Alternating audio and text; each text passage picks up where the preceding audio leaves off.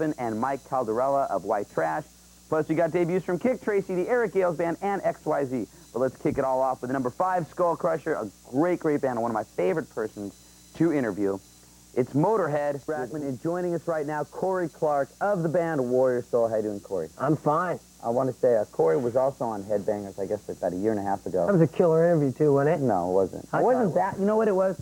I don't think I was that much into the band then, but I've said it on the show a lot of times. I dig the new album a lot. I mean, it's a killer album. Now, the title is Drugs, God, and the New Republic. Is that kind of your outlook on society today or something? Well, like that's what it, you know, that's what it's, the title is about. A title describes what the album is, actually, and what its contents are, and that's what you're going to get, a cross-section of what's going on in our society, and it's, you know, you can pretty much gather from the title that it, you know, our society basically stinks and it's going down the tubes, you know. Is that where you get most of the inspiration from your songs on things that are just like happening you see out in the streets? Well, yeah, it's, you know, you're living in New York City, so you see a lot of things condensed, and a lot of opinion that is in New York City is that it's in the country as a whole, but it's really concentrated there. And the basic, you know, the basic thing that's going on right now in New York, I think, is the fact that Bush really stinks. Would you look at yourself as, this is a stupid question to ask after your last comment, are you a political entertainer? No. I couldn't tell. I don't know where I get such a crazy idea, because it seems like a lot of the stuff, you know, reading the lyrics, they're heavy lyrics, and it talks about a little bit of politics, as well as some of the stuff, the regular rock and roll standards like cars and... Well, yeah, there's definitely a slice of life stuff, of course. It's like, you know, we live too, you know. It's not like I'm just like constantly just being barraged by media, you know, I'm a media junkie, but the thing about Warrior Soul is that we're radical rockers, protest rockers, and like right now, that's what this country needs. We need to wake up and do something about these people that are crushing our rights every day, and that's what we do, you know. That's the gig. If you want to speak out about it, just go right ahead. Yeah, I'll try and say what I mean. We're going to check out the latest Warrior Soul video for the Wasteland, and we're going to talk more with Kory right after these important messages.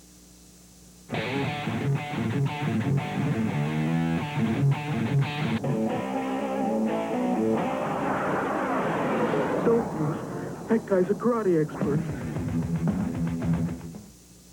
I'm Ricky Rackman, and you're watching the Headbangers Ball. Right now, we're with Kory Clarke of Warrior Soul. And I'm having a ball. Having a ball on the Headbangers Ball. And talking a little bit about the lyrical content in the stuff. And now I want to talk about the song Wasteland, which other than mentions, like, also a lot of my good friends. We have, like, the same mutual friends. Right, hey, Jimbo.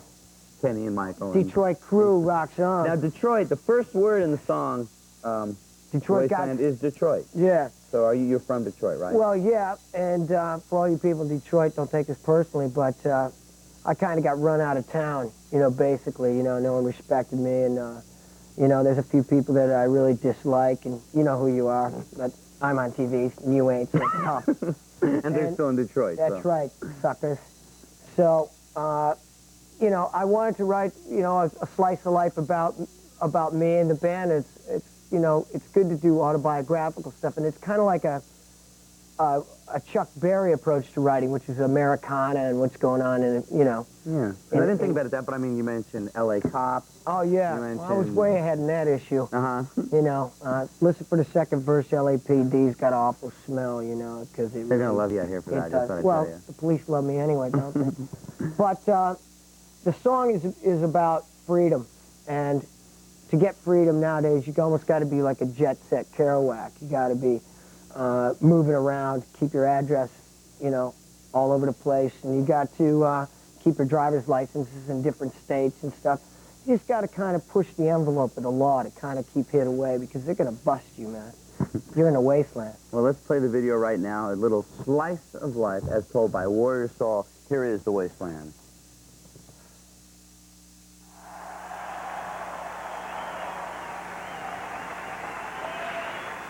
Now, as far as rock and roll tours go, that's actually all tours. I mean, even Whitney Houston. It's real hard for tours right now. People aren't going to the shows like they were. And you were recently on a tour, the Tune In, Turn On, Burn Out tour. Right. That had I mean, what were some of the bands that were on that tour? Sisters of Mercy, Public Enemy, Young Black Teenagers, Gang of Four, and us. So it's a complete different variety of music. Different variety, but everybody was totally anti-establishment. So there was like this, you know, content that ran through that was true with each band.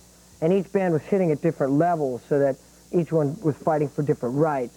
And just like, you know, putting people together, black people, white people, and seeing how people would react to a show and if they'd stay for all the bands. And for the most part, they did. And I'll tell you, we had less problems at those shows than I've ever had. Really? There was no fights. There's only 1 or 2 fights. That says a lot about, you know, things. Well, listen, black people and white people can hang out together. Definitely. Like you and your Wacky, band. isn't it? Now, also, I remember hearing some of the commercials for this, and they talked about, you know, Public Enemy this and this, and punk band Warrior Soul.